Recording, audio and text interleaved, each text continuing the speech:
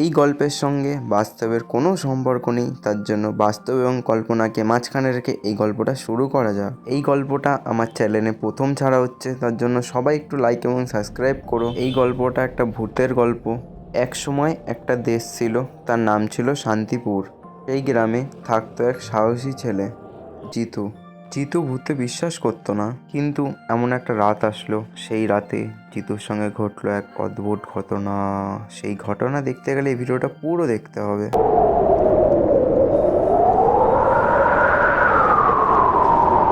রাত ঠিক 12টা বাজে। জিতুর ঘরের দরজা একা একাই খুলে গেল। কে কে মা, ওখানে তুমি?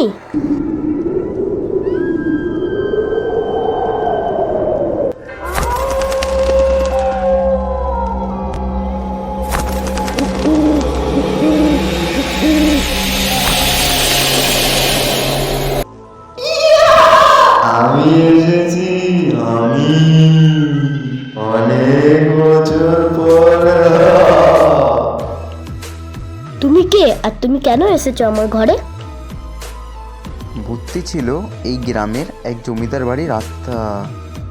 তার নাম ছিল কালো ছায়া। অনেক বছর আগে তাকে মেরে ফেলা হয়েছিল। আমার অসমাপ্ত কাজ শেষ করতে হবে, তাতে তুমি আমার সাহায্য করবে। আর তুমি যদি আমাকে সাহায্য না করো, তাহলে এখনই তোমাকে মেরে ফেলবো। আমি কিন্তু একটা নাবালক সাধারণ মানুষ। আমি তোমায় কিভাবে সাহায্য করতে পারি?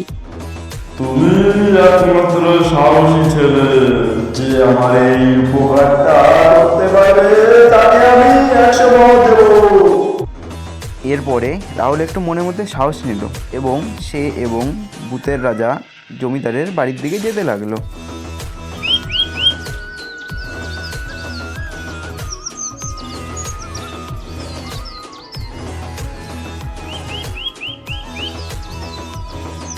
জিতু ভয় পেল এবং সাহস করে জমিদার বাড়িতে গেল। হঠাৎ করে পুরো বাড়ি কেঁপে উঠল। আমি ভয় পাই না, বলো তোমার কি চাই। কিন্তু বলো, আমি তোমার শর্ত পূরণ করার পর আমাকে ছেড়ে দেবে।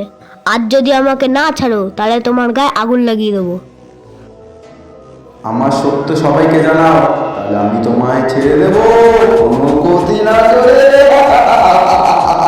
আর যদি তুমি আমার কথা না মেনে আমাকে ছেড়ে চলে যাও, তাহলে আমি তোমায় মেরে জল জ্যান্ত খেয়ে নেব। রাহুল গ্রামের সবাইকে সত্য বলল। সেই দিন থেকে কালো ছায়া আর কখনোই দেখা যায়নি, কিন্তু আজও সেই বাড়ির সামনে ওকে দেখা যায়। সবাই দেখবে। আমাকে ভুলে গেলে নাকি? আজও যে আমার বাড়ির সামনে যাবে, আমি তাকেই ধরবো।